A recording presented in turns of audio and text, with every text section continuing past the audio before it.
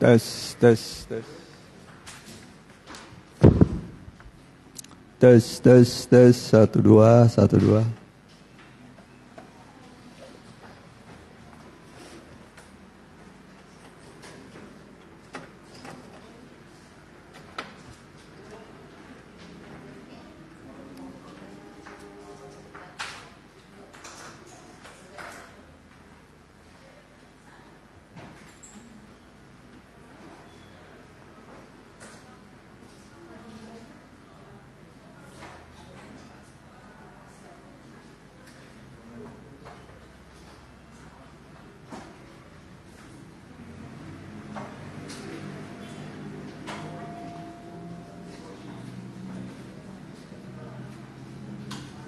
Tes, tes, tes. 1, 2, 1, 2.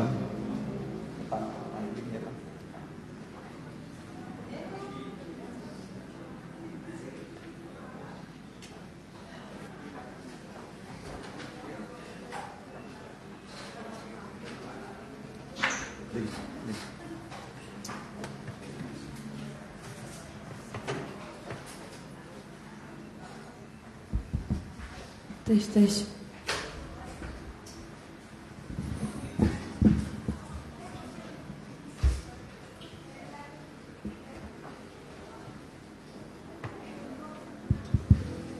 Tes, tes.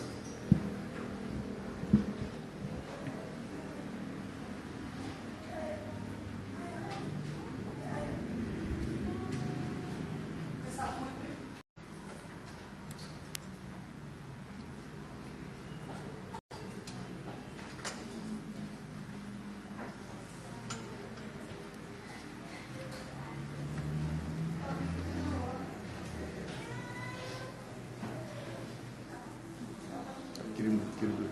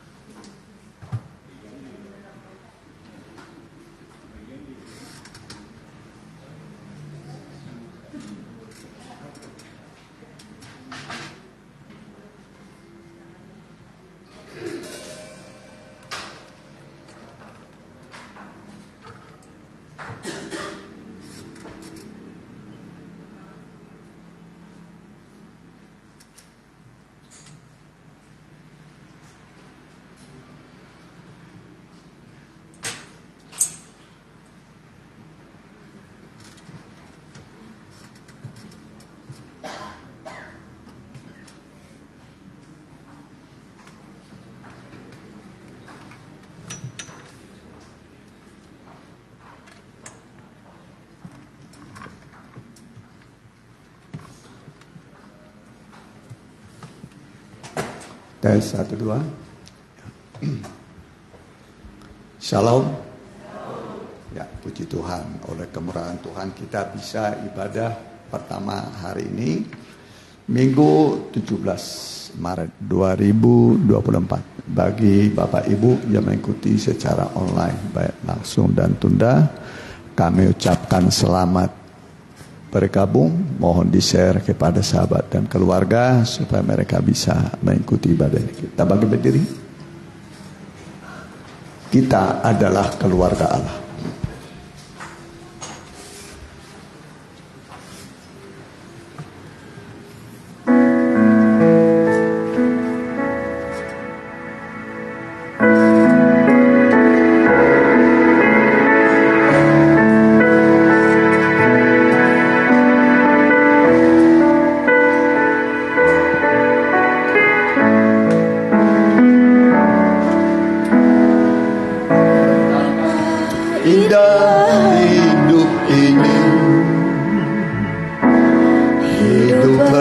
bersama, saling mengasihi,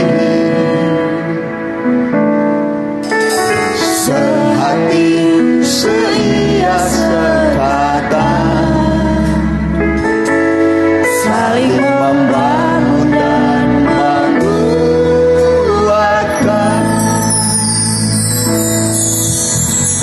Darahnya satukan kita, merobohkan setiap tembok kebencian. Kaulah saudara-saudariku, kita hidup saling mengasihi. Kita adalah keluarga Allah, satu dalam, satu pengajaran, satu di dalam kasih Allah. Kita keluarga Allah, kita keluarga. Kita adalah keluarga Allah, satu pengajaran, satu di dalam ikatan kasih Allah. Kita keluarga Koda, kita keluarga Allah. Kita berdoa, makasih Tuhan kami telah hadir dalam bait-Mu. Turunlah urapan-Mu, kasih sayang-Mu, pembelaan-Mu kepada kami. Nyatakanlah kemurahan-Mu dalam ibadah ini.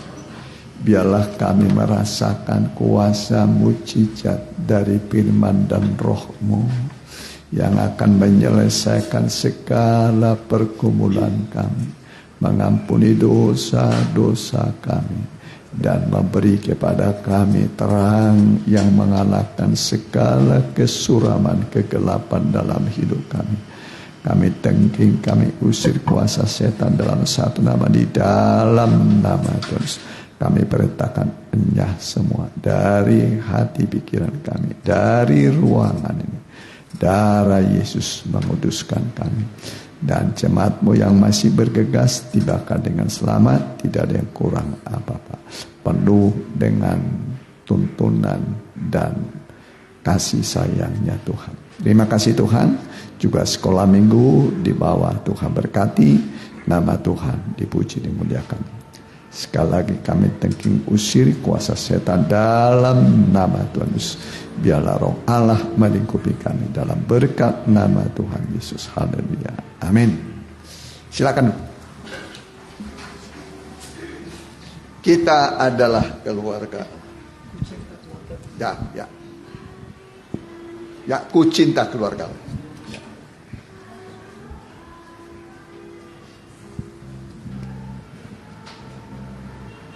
Ku cinta keluarga.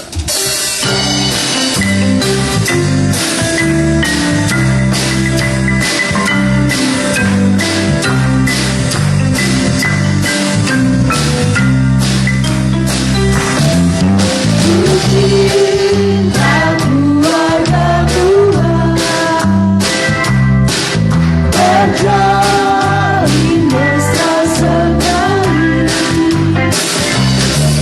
semua saling mengasihi, betapa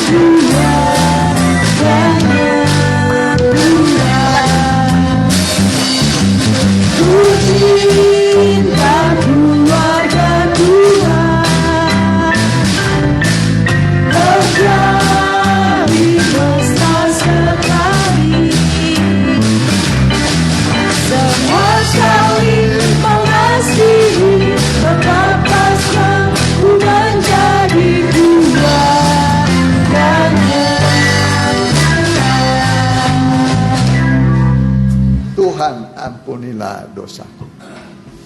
Kita nyanyikan dengan baki.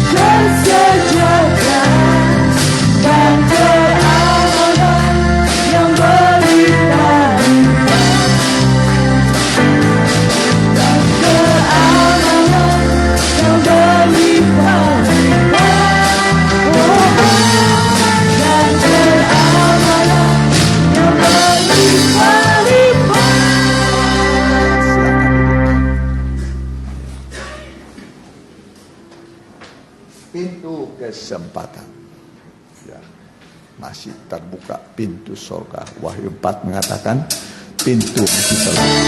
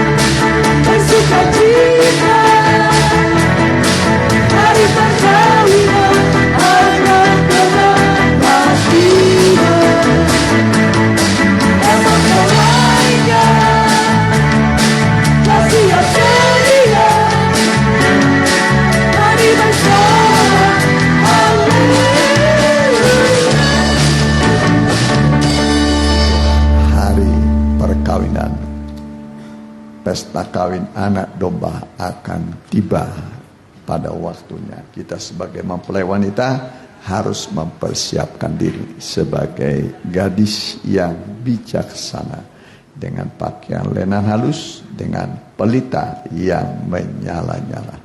Ya, kita bangkit berdiri. Kita mau dengarkan firman Tuhan. Gembala manis.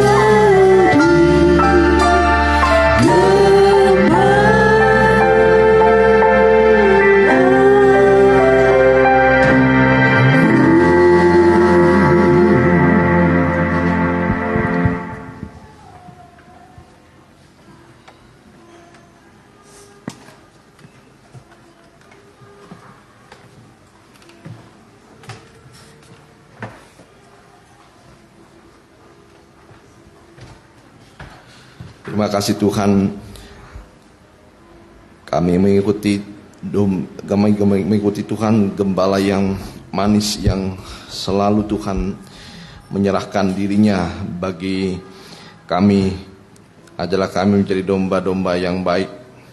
Ajar kami Tuhan mengikuti teladan-Mu. Kami akan menelan firman-Mu, urapi hamba-Mu, urapi kami sekalian Tuhan. Dan kiranya Tuhan berikan kepada kami telinga yang taat dengar-dengaran, dan kepada hamba Tuhan ucapan bibir yang diurapi oleh Tuhan, sehingga Tuhan firman-Mu dapat tertanam dalam hati kami, dapat bertumbuh dan berbuah. Dalam nama Tuhan Yesus, dan juga Tuhan, kuasa jahat yang mau mengganggu hati pikiran kami, bersama-sama kami menolaknya dalam satu nama. Di dalam nama Tuhan Yesus Kristus, biarlah iblis kuatnya pergi dari tempat ini. Hanya Roh Allah yang berhadirat di tengah-tengah kami. Dalam nama Tuhan Yesus Kristus kami sudah berdoa dan mengucap syukur. Haleluya. Amin. Salam bahagia dan salam sejahtera bagi kita yang dikasihi oleh Tuhan. Selamat mendengarkan firman Tuhan. Kita buka kitab kita dalam Amsal 12 ayat yang ke-26. Amsal 12 ayatnya yang ke-26. Demikian firman Tuhan. Orang benar mendapati tempat penggembalaannya, tetapi jalan orang fasik menyesatkan mereka sendiri. Ya, cukup dulu sampai situ. Kita baca bersama-sama. Orang benar mendapati tempat penggembalaannya, tetapi jalan orang fasik menyesatkan mereka sendiri. Ya, kita akan tetap mendengar pada hari ini tentang penggembalaan. Masih sebenarnya terkait di dalam Mazmur 23 ayat yang pertama sampai yang ke-6, tapi kita akan singkat saja di ayat yang ke-26 ini, bagaimana orang benar memiliki suatu tanda yang tidak bisa dibantah dan tidak bisa berbantah-bantah, bahwa orang benar ini akan mendapati tempat penggembalaannya masing-masing. Ya, kita akan lihat banyak tanda dari domba itu, dan tanda ini akan diberikan khusus kepada domba-domba yang akan diselamatkan, dan domba ini punya tanda kepemilikan dari Tuhan. Jadi ada domba yang tidak memiliki tanda, dan ini disebut juga seperti kambing, ya. Tapi ada domba yang memiliki tanda. Kita akan bedakan saja antara kambing dan domba. Sekalipun memang ada domba nanti yang tidak bisa digembalakan. Nah, kita akan melihat pada hari ini bagaimana tanda domba yang bisa digembalakan. Jadi dari banyak tanda, kita akan lihat saja pada hari ini 5 tanda kehidupan atau domba yang bisa masuk dalam penggembalaan. Kita akan lihat dalam Yohanes 10. Ini yang pertama. Tanda yang pertama dari domba yang bisa digembalakan adalah bisa mengenal suara gembala. Yohanes 10 ayat yang keempat. Yohanes 10 ayat yang keempat sampai yang kelima. Demikian firman Tuhan. Jika semua dombanya telah dibawanya keluar, ia berjalan di depan mereka, dan domba-domba itu mengikuti dia, karena mereka mengenal suaranya. Ya, kita garis bawahi bahwa ketika domba itu dibawa keluar, domba itu mengikuti dia karena mereka semua mengenal suara gembala. Terus, tetapi seorang asing pasti tidak mereka ikuti, malah mereka lari daripadanya, karena suara orang-orang asing tidak mereka kenal. Ya, jadi tanda khas dari domba itu dibandingkan hewan penggembalaan yang lain adalah dia benar-benar mengenal suara gembalanya. Dan ketika ada orang asing yang bersuara, bukan saja mereka tidak mendengar, tetapi mereka lari daripada suara asing. Karena suara asing tidak mereka kenal. Nah, ini jadi tanda yang pertama. Kehidupan yang bisa digembalakan adalah mengenal suara gembala. Nah, Mengapa bisa mengenal suara gembala? Ya, karena domba itu berulang kali mendengarkan suara gembala. Ya, kalau kita mendengar suara seorang sekali, kita mungkin untuk yang kedua kali lupa. Tetapi untuk orang yang kita kasihi, ya, terutama sepasang suami istri, istri tahu suara suaminya.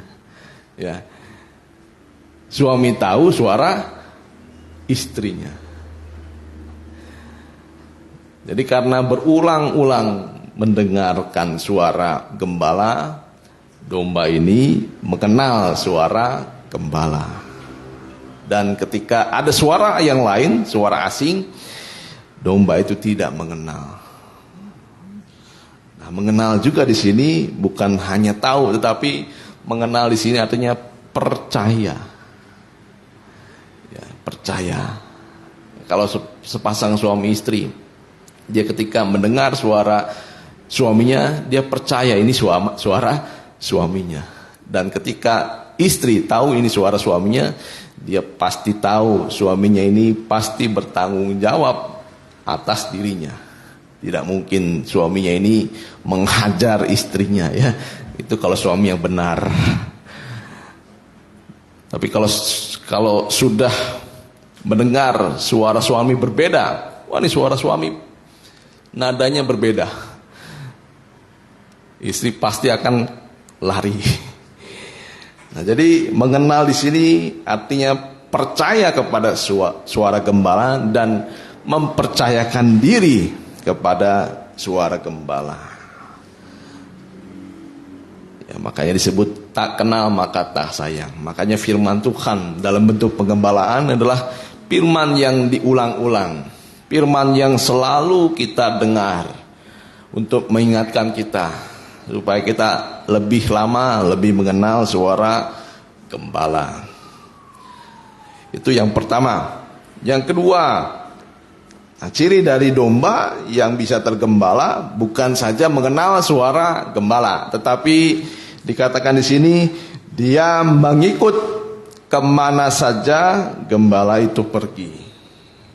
Ya, saya sudah memberikan salah satu contoh, ya, ada 4 orang, 1, 2, 3 orang yang bukan seorang gembala, yang 4 seorang gembala. Dan ketika gembala itu memanggil domba-dombanya semua bergerak bersama-sama mengikuti di mana ada suara gembala.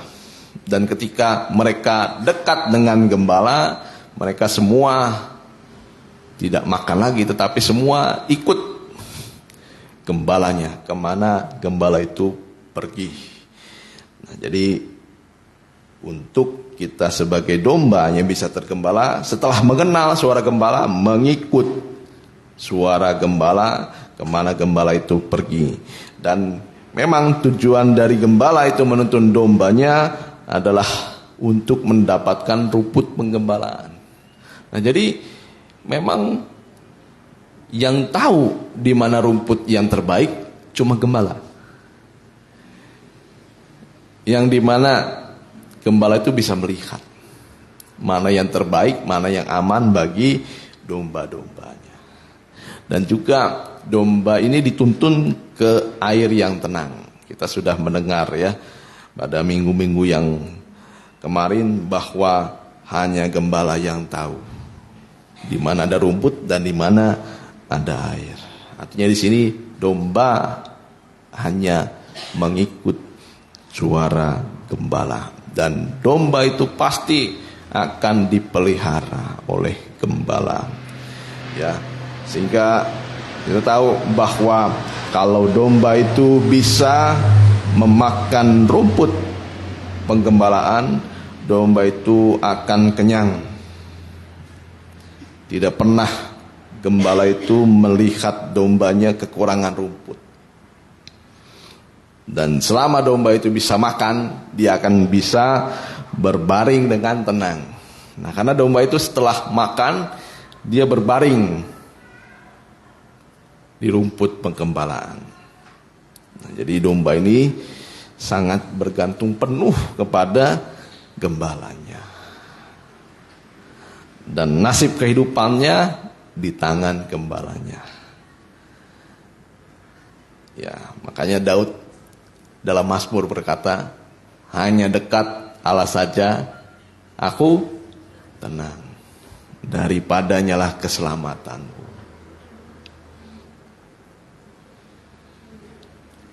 Itu yang kedua. Sekarang yang ketiga. Ini yang pertama tadi, domba itu mengenal suara gembala. Dan yang kedua, domba itu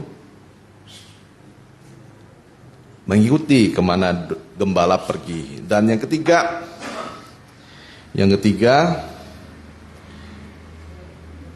domba bisa masuk dalam satu kawanan.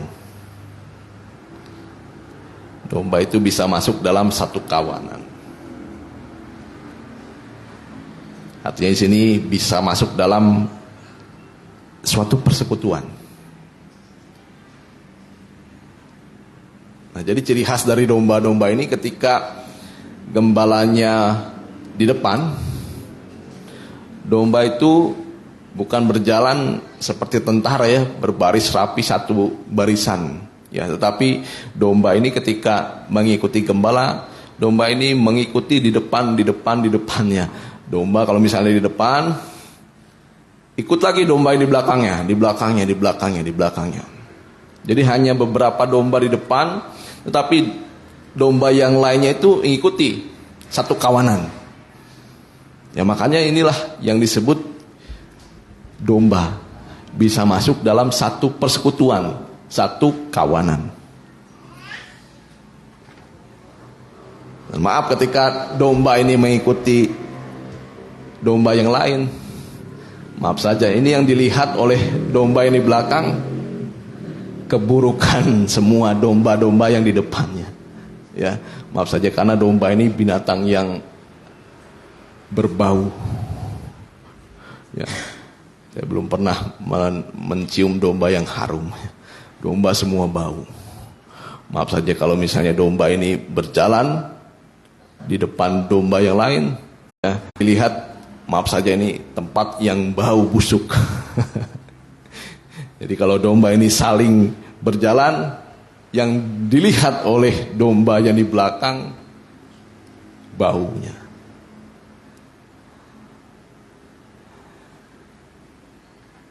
Bau busuk.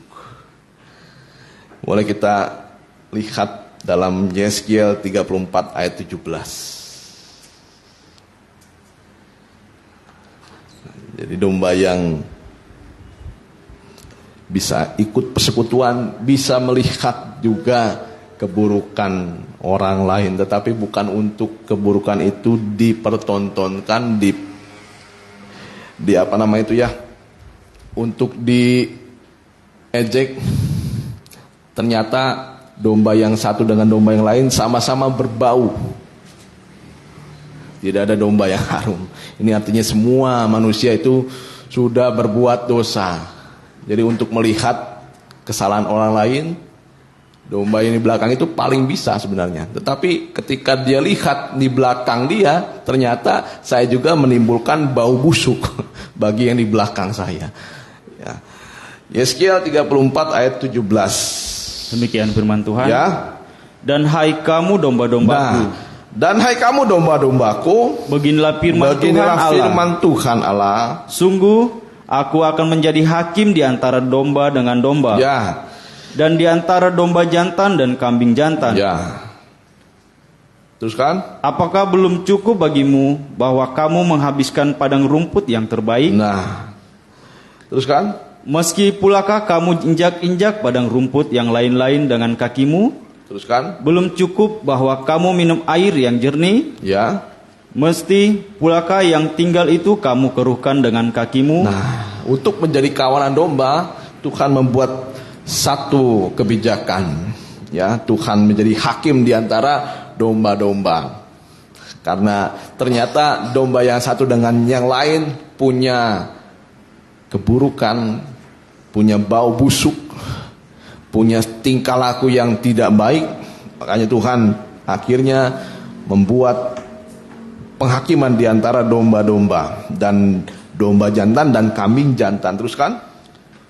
Apakah domba-dombaku seharusnya memakan rumput yang sudah diinjak-injak Ya, kakimu? jadi ada domba di sini ketika dia mendapatkan rumput yang terbaik, dia mencoba menghabiskan padang rumput itu. Dan ketika dia sudah memakan padang rumput yang terbaik, ada juga domba-domba yang menginjak-injak rumput yang lain. Ya, dan ketika dia sudah minum air yang jernih, malah dia keruhkan untuk domba-domba yang lain. Teruskan. Dan meminum air yang sudah dikeruhkan kakimu. Teruskan. Oleh sebab itu, beginilah firman Tuhan Allah terhadap mereka. Ya, boleh. Apakah domba-dombaku seharusnya? Ulangi, apakah domba-dombaku seharusnya memakan rumput? Ayat 19, apakah domba-dombaku seharusnya memakan rumput yang sudah diinjak-injak kakimu, Ya. dan meminum air yang sudah dikeruhkan kakimu? Ya, ini kebutuhan dari domba yang pokok, terutama di dalam kebutuhan jasmaninya, yaitu rumput dan juga air. Dan terlebih juga ada arti yang rohani. Teruskan. Oleh sebab itu, beginilah firman Tuhan Allah terhadap mereka. Teruskan. Dengan sesungguhnya, aku sendiri akan menjadi hakim di antara domba yang gemuk dengan domba yang kurus. Ya, jadi memang ada domba yang gemuk, ada domba yang kurus. Ya, di sini bukan dilihat secara jasmani ya, secara dilihat ini orang yang gemuk, ya. Yang gemuk contohnya saya. Ya. Bang Ade juga gemuk ya. Tapi ini bukan dimaksud domba yang gemuk seperti ini ya. Domba yang kurus seperti siapa? Yang kurang makan. Ya, kita bahas sekarang yang rohani. Ya, boleh. Teruskan. Oleh karena semua yang lemah kamu desak dengan lambungmu. Yang gemuk ini lambungnya begitu besar. Ya, domba yang gemuk juga begitu besar lambungnya dan juga bahumu serta kamu tunduk dengan tandukmu sehingga kamu menghalau mereka keluar kandang. Ya, nah jadi di sini kita akan melihat Tuhan akan menjadi hakim di antara domba-domba. Nah, kita akan lihat. Dan kita harus perhatikan domba-domba yang tidak bisa masuk dalam persekutuan. Ya, ada domba-domba yang bisa masuk dalam persekutuan. Nah, orang atau domba yang tidak bisa masuk dalam persekutuan di sini dikatakan menghabiskan padang rumput yang terbaik. Dan juga di sini belum hanya dihabiskan padang rumput yang terbaik, dia ketika ada domba lain yang memakan rumputnya atau rumput sekitarnya, dia injak-injak juga rumputnya akan dimakan oleh domba-domba yang lain. Ya, di sini sudah dimaksudkan adalah domba yang egois. Ya, dia tidak mau berbagi, kikir. Ya, domba itu bisa kikir, hanya menghabiskan rumput bagi dirinya sendiri. Dia tidak peduli dengan domba yang lain, hanya untuk dirinya. Dan juga bukan hanya belum menghabiskan rumput saja, domba-domba ini menginjak-injak rumput yang lain, supaya domba yang lain tidak makan dengan rumput yang terbaik.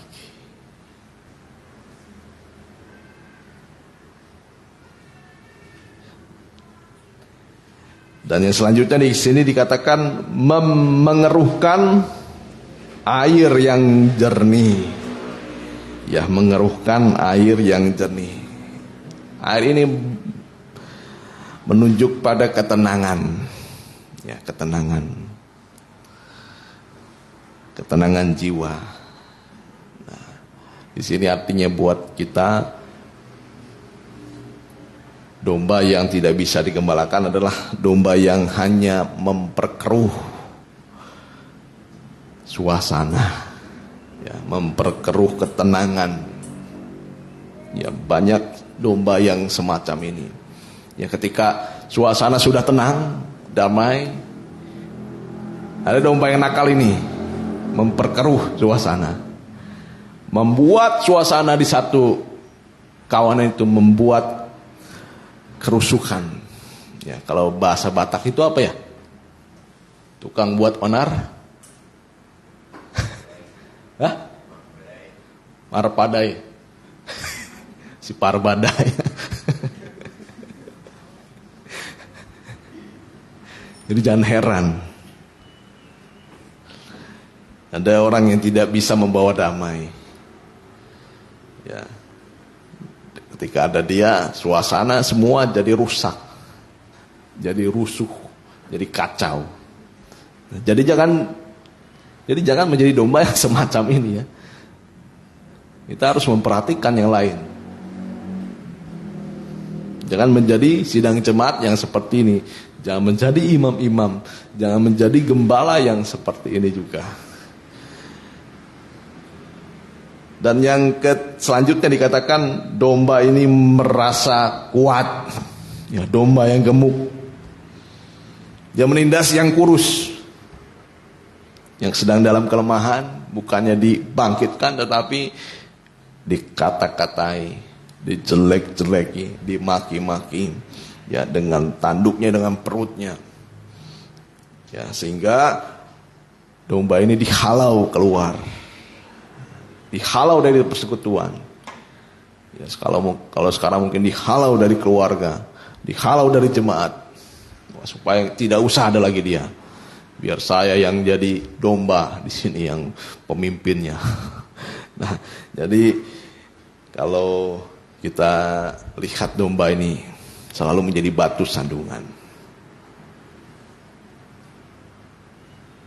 Ya, kemarin saya lihat di Facebook ya, salah satu orang yang disebut domba yang Parbada ini ya. Ya, ketika di satu tempat parkiran dia ada kesalahan, ditegur oleh orang yang berwenang di situ.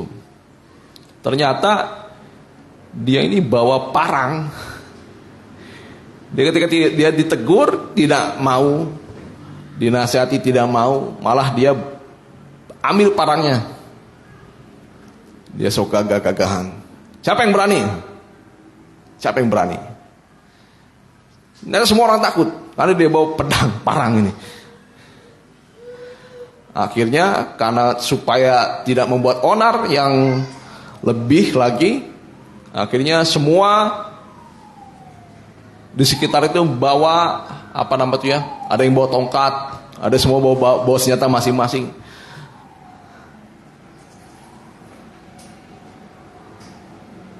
Akhirnya si orang ini dihajar oleh kumpulan itu supaya dia tidak membuat keonaran lagi. Nah, begitulah gambaran dari orang-orang yang membawa keonaran, yang menjadi si perusuh dan si perusak. Nah, makanya kita jangan menjadi domba yang seperti ini. Dia merasa gemuk, wah dia perlu makan, hanya dia yang dibutuhkan, mementingkan diri sendiri saja. Itu yang ketiga. Karena yang keempat, domba yang bisa digembalakan adalah domba yang bisa masuk ke kandang. Ya, karena yang di kandang adalah yang nanti dihitung oleh gembala. Nah, kandang ini secara di dunia adalah kandang penggembalaan. Ya. Nah, di sini yang kita harus perhatikan di dalam kandang penggembalaan, untuk masuk kandang penggembalaan itu akan dilalui oleh domba-domba melalui pintu yang sempit, sangat sempit. Dan disitulah mulai domba-domba dihitung. Domba-domba dihitung oleh gembala. Makanya Tuhan itu mengukur mereka yang beribadah kepada Tuhan. Mungkin banyak orang bilang, kan keselamatan itu tanggung jawab Tuhan. Kan cukup percaya kita selamat. Sekarang banyak dalam media sosial, banyak hal yang disalahartikan oleh orang-orang. Cukup percaya kita selamat. Apa modalmu masuk surga? Cukup percaya saja, Pak. Memang percaya itu awalnya, tetapi untuk selanjutnya domba ini mengikuti suara gembala. Dan itu tanda orang percaya kepada Tuhan, dia mengikut gembala itu kemana gembala itu pergi. Dan ketika masuk ke kandang, nah mulai domba ini dibersihkan, disucikan. Nah, makanya dalam kandang pengembalaan ada 3 macam ibadah pokok. Ya, bukan saja hari Minggu. Makanya disebut juga bagus ya, ibadah Minggu itu ibadah umum. Ya, Kristen umum, Kristen kebanyakan. Yang mungkin ketika hari Minggu tidak enak kalau tidak ibadah. Ya, kalau mungkin hari Minggu tidak enak dilihat orang tidak beribadah. Nah, makanya ada 3 ibadah pokok. Supaya jiwa kita itu terpelihara dengan sempurna. Nah, dalam kandang ini kita dibersihkan, disucikan. Makanya ada domba yang sudah mulai bulu-bulunya begitu tebal, kotor. Ada kadang dibersihkan, kadang digunting bulunya. Nah, supaya domba itu tidak mengikuti kehendaknya sendiri.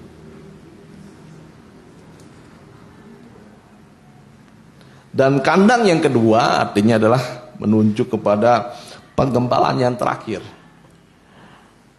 Ya, jadi untuk masuk kandang yang selanjutnya kita harus masuk dulu kandang penggembalaan. Ya, dalam ibadah umum, ibadah pendalaman Alkitab, ibadah doa. Boleh Bapak Ibu lihat sekarang hampir banyak gereja itu yang mulai diadakan adalah ibadah doa, ibadah pendalaman Alkitab. Bukan saja di sini saja, ya, tapi ibadah pokok itu 3 itu. Dalam pendalaman Alkitab ada persekutuan kita dengan tubuh dan darah Tuhan. Nah, semakin kita diteguhkan dalam perjamuan suci. Ya, makanya ketika kita mengadakan perjamuan suci, lebih dahulu kita mendengarkan firman Tuhan. Barang siapa minum perjamuan suci, dia sudah bersekutu dengan tubuh dan darah Tuhan. Nah, makanya kita harus beribadah 3 macam ibadah pokok. Nah, dalam doa penyembahan ini menunjuk kita kepada sebagai domba yang bernapas, ya, karena napasnya anak-anak Tuhan di dalam penyembahan.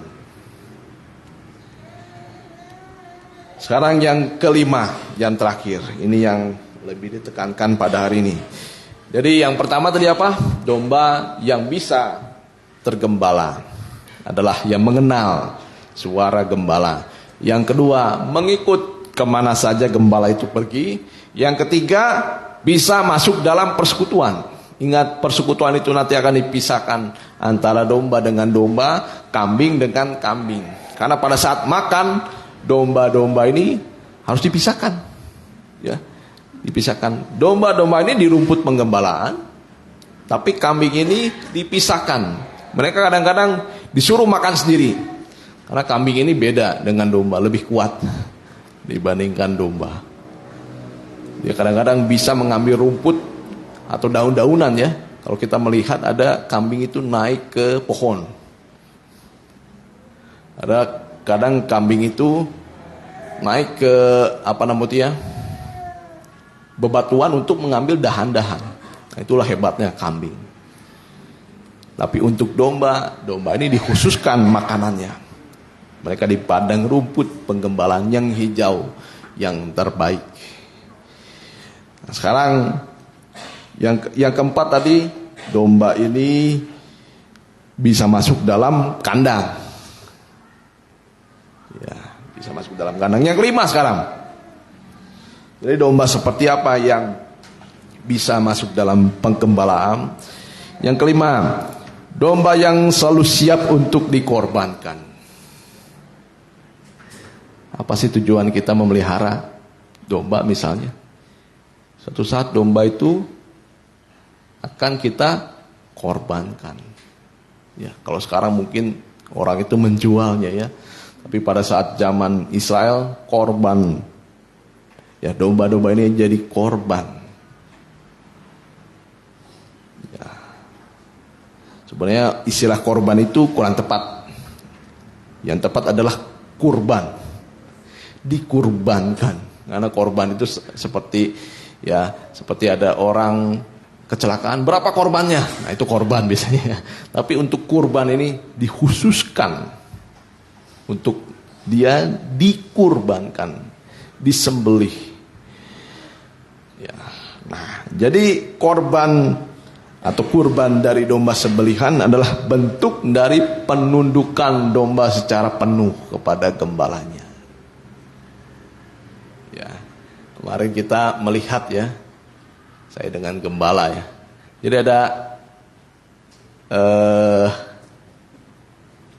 ada sapi yang hanyut terbawa arus. Sapi itu hanyut terbawa arus. Ada orang ternyata yang bawa apa nama itu? Beko. Dia bisa membawa sapi itu lepas dari lepas dari sungai itu, ya, pakai beko, diangkat sapi itu.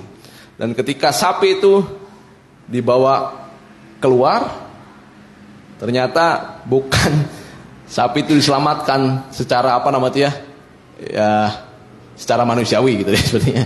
Ternyata sapi itu setelah diambil disembelih. Jadi serba salah nih, sapi hanyut salah. Tapi sapi dibawa oleh manusia salah juga. Akhirnya dia disembelih untuk jadi makanan si penyelamatnya. Nah, di sini artinya ya buat kita ya, memang domba dan semua binatang peliharaan yang khusus untuk dimakan ya akhirnya harus dikorbankan, menjadi berguna. Nah, tapi kita lihat sikap dari domba ini ketika mau dikorbankan. Dalam Yesaya 53 dikatakan, dia dianiaya tetapi dia membiarkan diri ditindas dan tidak membuka mulutnya seperti anak domba yang dibawa ke pembantaian. Seperti induk domba yang keluh di depan orang-orang yang menggunting bulunya. Ia tidak membuka mulutnya. Jadi nasib kita memang hanya seperti domba sembelihan. Jadi domba ini kalau mau digembalakan siap untuk dikorbankan.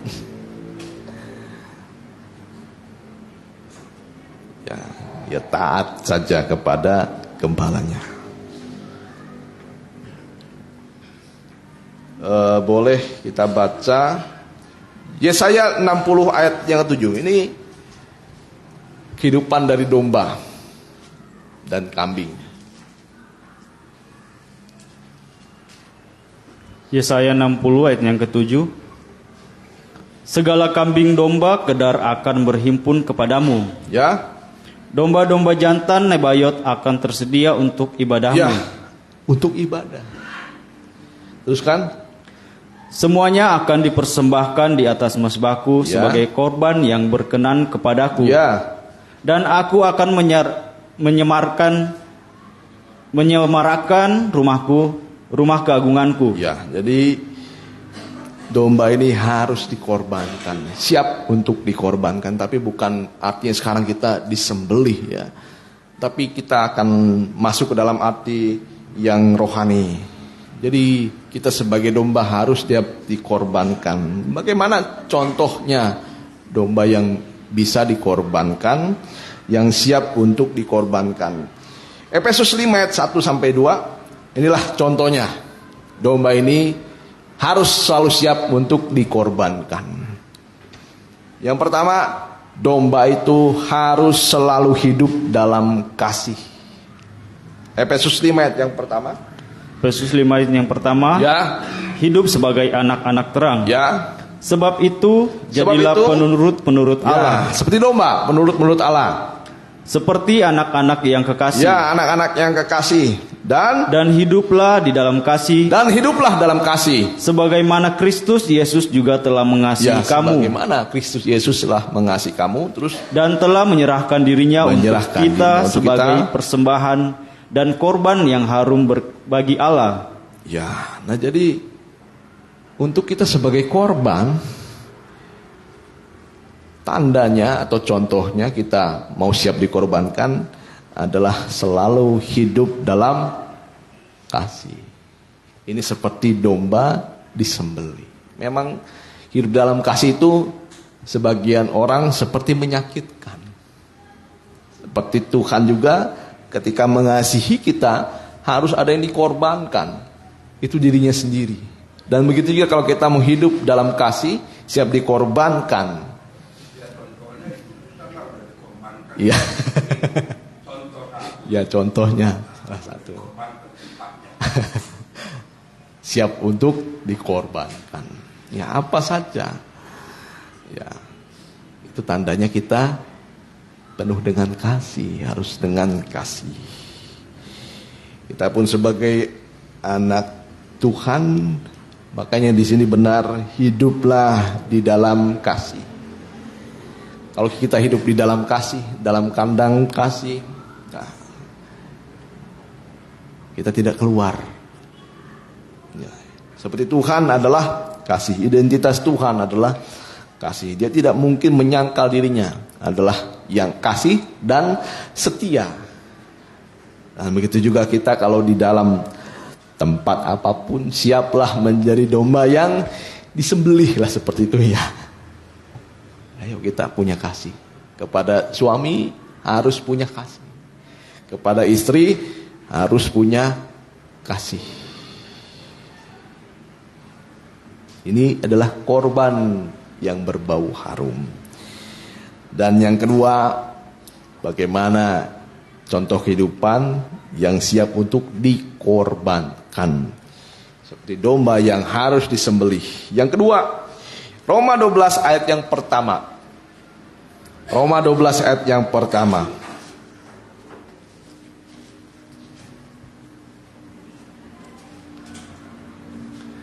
Persembahan yang benar. Ya. Karena itu saudara-saudara, demi kemurahan Allah, ya, aku menasihatkan kamu supaya kamu mempersembahkan tubuhmu sebagai persembahan yang hidup, ya, yang kudus dan yang berkenan kepada Allah. Itu adalah ibadahmu yang sejati. Pada zaman Israel yang dipersembahkan oleh orang Israel kepada Tuhan, tidak boleh yang cacat, tidak boleh yang mati ditabrak, tidak boleh yang habis masuk sumur dikorbankan. Tetapi persembahan dari domba harus yang hidup. Dan di sini dikatakan yang kudus. Nah, jadi yang kedua, bagaimana cara domba itu disembelih atau dikorbankan, yaitu kalau domba itu mau selalu dikuduskan, ya, dikuduskan. Nah, sekarang memang untuk pengudusan ini sedang digalakkan banyak gereja, ya, karena kita sudah mengenal Tuhan. Tetapi setelah kita mengenal Tuhan, domba-domba itu harus dikuduskan, dikhususkan oleh Tuhan.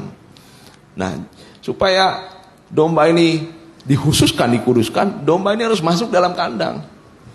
Ya, mengapa kalau domba ini tidak masuk dalam kandang, dia keluar kandang, dimakan oleh singa, nanti timpang kakinya, buntutnya diambil oleh singa, ya,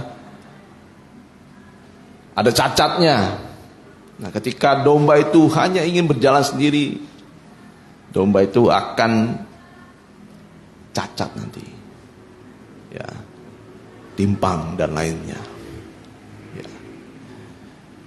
Tapi kalau domba itu mau dikhususkan, dikuduskan oleh Tuhan, nah domba itu nanti akan dikorbankan. Nah, hidup selalu dalam kekudusan. Nah, sekarang untuk kudus kita harus berkorban. Nikah yang kudus berkorban. Pacaran yang kudus berkorban. Ya, jangan dalam nikah ada pria idaman lain, wanita idaman lain. Ya, kadang-kadang sekarang pria punya pria idaman lain juga. Ngeri sekarang. Ya, nikah itu harus kudus. Tidak ada percekcokan. Harus dikuduskan. Perjalanan nikah harus kudus. Nah, kadang nikah ini akan dibawa nanti kepada nikah yang sesungguhnya. Makanya nikah jangan main-main. Nikah itu harus benar.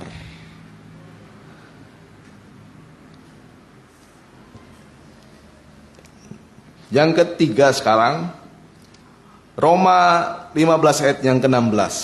Ini contoh dari domba yang mau dikorbankan. Roma 15 ayatnya ke-16. Ya. Yaitu bahwa aku boleh menjadi pelayan Kristus Ya, Yesus. yaitu bahwa aku boleh menjadi pelayan bagi Kristus Yesus. Bagi bangsa-bangsa bukan Yahudi Ya. dalam pelayanan pemberitaan Injil Allah. Ya, teruskan. Supaya bangsa-bangsa bukan Yahudi dapat diterima oleh Allah sebagai persembahan yang berkenan kepadanya, yang disucikan oleh Roh Kudus. Ya, nah jadi yang ketiga adalah bagaimana kita mau dikorbankan, yaitu kalau kita mau mengabdikan diri kepada Tuhan. Ya, menjadi pelayan Tuhan. Ada amin? Jadi imam-imam dan raja-raja. Ya. 1 Petrus 2 ayat 5. Nah, inilah yang disebut batu yang hidup. 1 Petrus 2 ayat yang kelima. Ya. Dan biarlah kamu juga dipergunakan sebagai batu hidup untuk pembangunan suatu rumah rohani. Ya. Bagi suatu imamat kudus, untuk mempersembahkan persembahan rohani yang karena Yesus Kristus berkenan kepada Allah. Nah, jadi untuk kita selanjutnya sudah percaya, bertobat, dibaptis, nah, harus masuk dalam penyembelihan. Ya, penyembelihan ini seperti kita menjadi imam-imam dan pelayan Kristus. Mengapa kita berat untuk menjadi imam-imam? Kadang-kadang, wah saya tidak mau dikorbankan waktu saya. Saya tidak mau menjadi imam-imam karena apa? Nanti serba terbatas waktu. Serba terbatas dosa saya. Semua serba terbatas. Semua seperti dalam kandang domba itu. Nah, jadi untuk kita sebagai domba yang disembelih harus menjadi pelayan dan imam-imam dan raja-raja. Nah, yang keempat sekarang,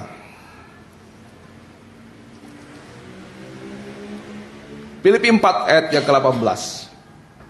Filipi 4 ayat yang ke-18. Filipi 4 ayat ke-18. Ya. Kini aku telah menerima semua yang perlu daripadamu. Ya. Malahan lebih daripada itu. Ya. Aku berkelimpahan karena aku telah menerima kirimanmu dari Epaphroditus, suatu persembahan yang harum. Suatu persembahan yang harum. Suatu korban yang disukai. Ya, suatu korban yang disukai. Dan yang berkenan kepada Allah. Ya, yang berkenan kepada Allah.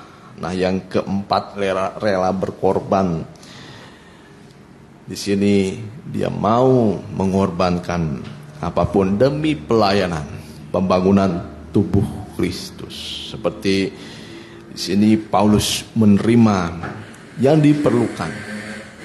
Ya, dan Paulus hidupnya akhirnya berkelimpahan. Karena ada persembahan ya dari Epaphroditus. Nah, jadi Epaphroditus ini seperti domba yang disembelih. Dia mau berkorban. Nah, sekarang korban dalam gereja, dalam pelayanan, dalam persekutuan kita, di dalam sesama kita. Keluarga mau berkorban. Ya, dalam ibadah mau berkorban. Dalam pembangunan tubuh Kristus mau berkorban. Nah, kita yang paling sederhana saja, persepuluhan, persembahan khusus, persembahan sulung. Ya, itu seperti kita menyembelih keinginan kita. Ya, makanya untuk kita mengenai persembahan semacam ini, jangan dengarkan ajaran yang lain. Ya, banyak ajaran-ajaran sekarang, tidak usah persepuluhan, tidak usah berkorban. Kita berkorbankan seluruh kehidupan kita kepada Tuhan. Ya, ada orang berkata semacam itu. Apakah persepuluhan tidak perlu? Dia katakan yang dikorbankan itu harusnya seluruh kehidupannya. Memang seluruh kehidupan. Tapi untuk bagian persepuluhan ini adalah bagian khusus dari kita kepada Tuhan. Karena apa? Karena kita itu sudah diberkati. Dan persepuluhan ini adalah bukti kita mengalami pemeliharaan Tuhan. Dan kita memiliki bukti bahwa ini adalah ucapan syukur kita kepada Tuhan.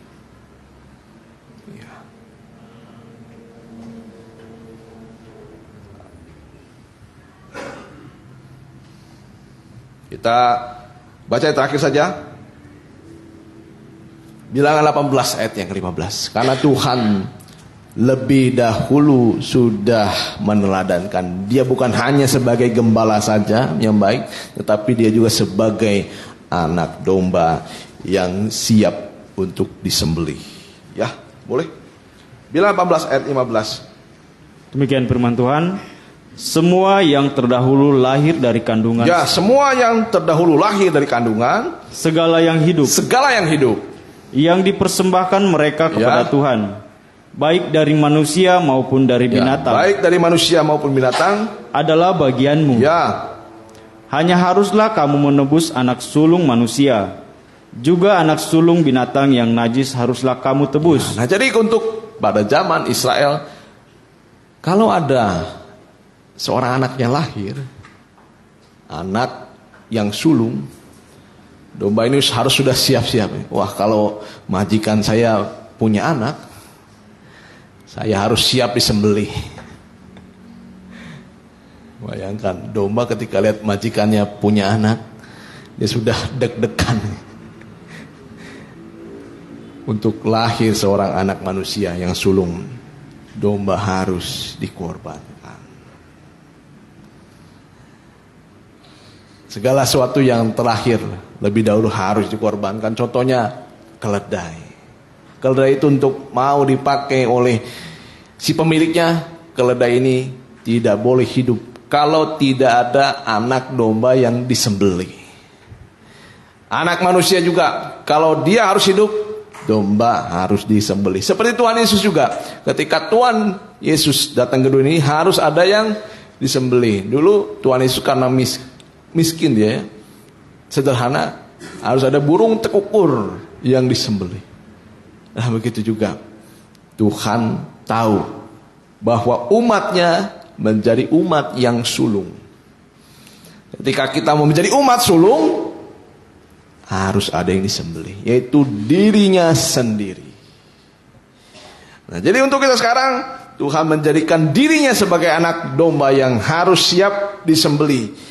Dia sudah berkorban terlebih dahulu untuk kita bisa hidup saja. Untuk kita bisa hidup, dia harus berkorban. Nah, jadi untuk kita tanpa korban tidak ada keselamatan. Tanpa korban tidak ada kehidupan bagi kita. Tanpa korban kita tidak akan masuk dalam hitungan Tuhan. Ya, tanpa korban kita tidak bisa menjadi anak-anak sulung. Jadi hanya korban Kristuslah yang membuat kita bisa hidup. Hanya kemurahan Tuhan. Ya, makanya kita harus mengucap syukur. Ya, saya ingat dengan lagu Ajarlah ku menghargai kasih-Mu ya Tuhan. Ya, kita akan nyanyikan lagu itu. Mari kita sebagai domba-domba. Ternyata kita seperti domba-domba sembelihan. Kita sebagai anak manusia, kita harus ingat selalu, kita itu hidup karena korban Kristus. Ya, kita nyanyikan terima kasih atas keselamatan. Saya undang Bapak Gembala untuk ke depan.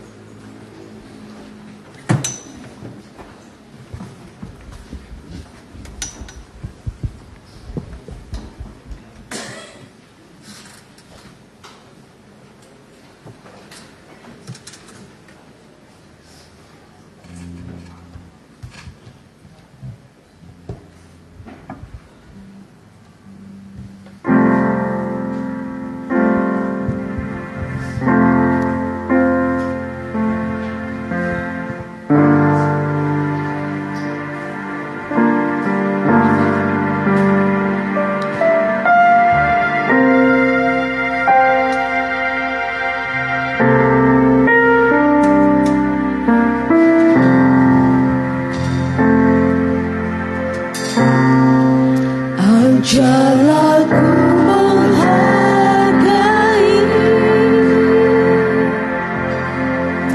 kasih-Mu ya Tuhan,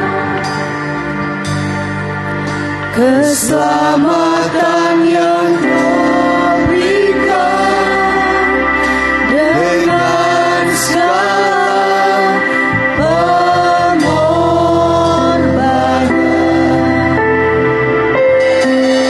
Di atas kayu salib Kau curahkan darah-Mu,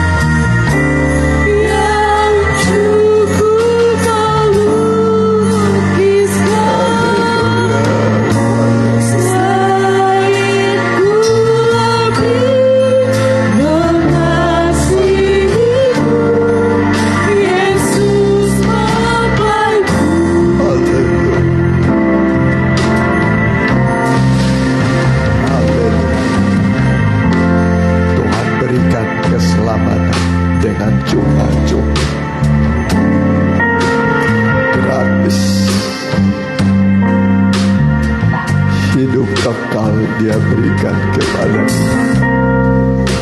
cuma-cuma.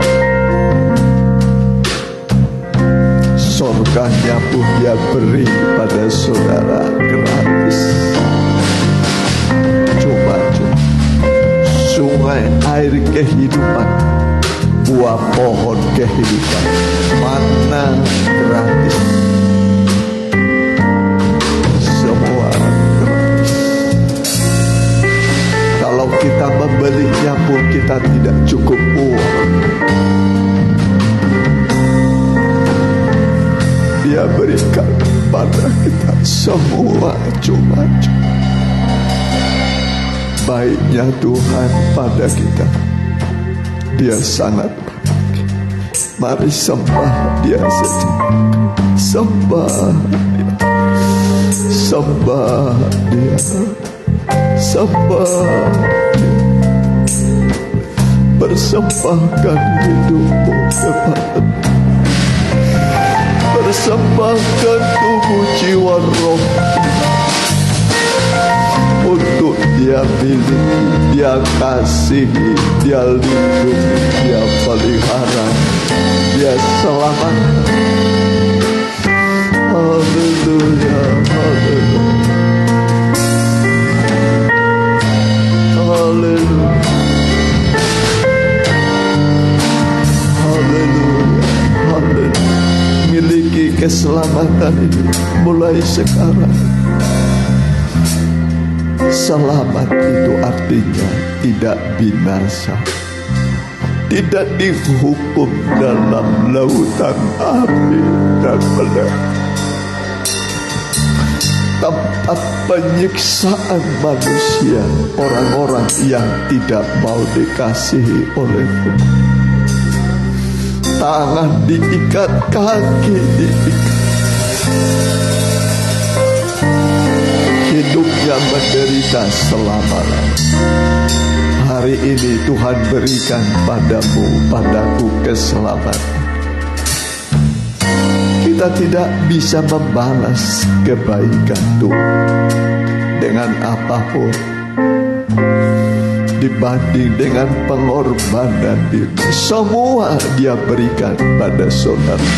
Sorganya dia berikan padamu, keselamatan dia berikan padamu, supaya kita berbahagia, supaya kita penuh dengan sukacita di dunia. Tidak bisa dikalahkan oleh apapun. Kita akan selalu menang dalam tiap pencobaan. Kesulitan, kesukaran apapun kita hadapi, roh yang ada di dalam kita, iman yang ada padamu, firman itu lebih besar dari semua.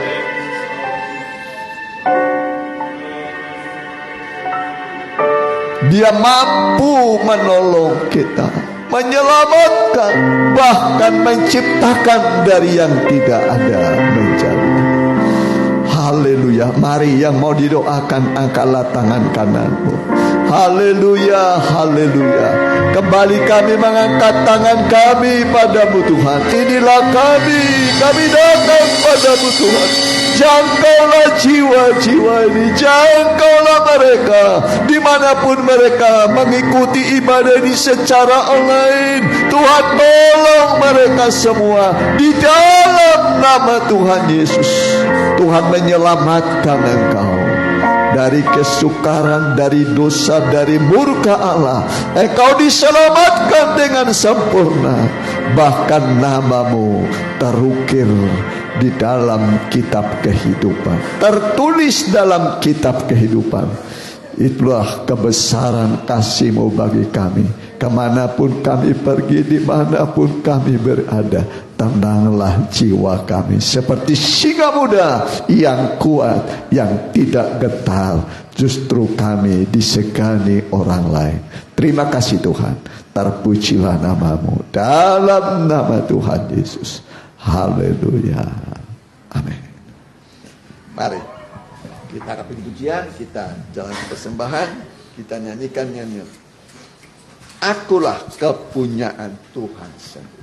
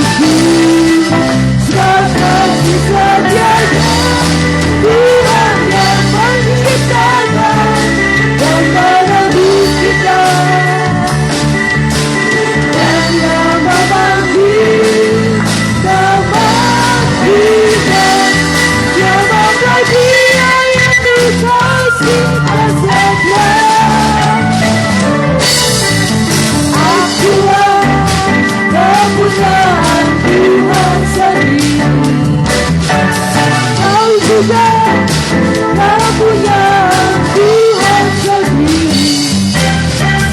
Kita kau punya Tuhan sendiri. Haleluya, haleluya, haleluya. Akulah kau punya Tuhan sendiri. Kau juga kau punya Tuhan sendiri. Kita kau punya Tuhan sendiri. Haleluya, haleluya, haleluya. Haleluya, haleluya. Amin. Semangat ya, puji Tuhan ya. Terima kasih buat kehadirannya dan persembahannya. Tuhan membalas berlipat kali ganda ya. Kita doakan mereka yang kurang sehat ya. Opu Romando yang perempuan, Mama Ibu Lydia ya, juga kita doakan ibu-ibu hamil supaya bayi berkembang dan bisa lahir dengan selamat, baik ibunya dan bayinya, dan segala yang diperlukan Tuhan cukupi ya. Ibadah seperti biasa, nanti ibadah kedua di Permata, ibadah yang Selasa doa, Rabu pendalaman Alkitab, Sabtu remaja muda ya. Ya, itu saya kira kita bakal berdiri, kita tutup dalam doa.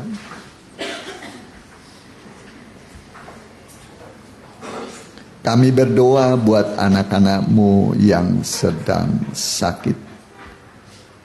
Mereka menantikan mukjizat kesembuhan dari Tuhan. Dan bilur-bilur-Mu adalah obat yang paling mujarab. Kami berdoa bilur-bilur Tuhan yang ajaib menyembuhkan Engkau. Opo Romando yang perempuan, bilur-bilur Tuhan menyembuhkan Engkau. Mama Ibu Lydia juga bilur-bilur Tuhan menyembuhkan Engkau. Dan yang tidak disebut namanya namun mengikuti ibadah ini secara online baik langsung dan tunda, bilur-bilur Tuhan menyembuhkan Engkau. Begitu juga buat yang mengandung, kami berdoa supaya bayi berkembang dengan baik dan lahir dengan selamat, bayi dan juga ibunya, di dalam nama Tuhan Yesus. Kami juga berdoa Tuhan, tolong supaya anak-anak-Mu bisa menjadi garam dan terang dunia, menjadi berkat dimanapun kami berada. Berkati juga Ibu Susan, anak mantu, cucu, semua usaha pekerja. Berkati, turunkan berkat-Mu dari Sion. Begitu juga pemerintahan di mana kami beribadah di tingkat RT, RW, Lurah, Muspika, Andir, Wali Kota Bandung, Gubernur Jawa Barat, begitu juga Pak Presiden Joko Widodo, Pak Maruf Amin, TNI Polri, berkati MPR, DPD tingkat 1, tingkat 2, seluruh Indonesia. Mereka adalah hamba-hamba Tuhan untuk kebaikan kesejahteraan bangsa dan negara kami. Terima kasih Tuhan, dan biarlah anak-anak-Mu dihentar dengan sukacita dan penyertaan Tuhan kami rasakan setiap napas hidup kami, sehingga kami merasa damai dan senang. Dan sekarang saudaraku, terimalah berkat dari Allah Bapa, Allah Sang Putra, dan persekutuan yang manis dan indah di dalam Anak Roh Kudus, dalam nama Tuhan Yesus Kristus. Haleluya. Amin. Selamat berhari Minggu. Tuhan Yesus memberkati.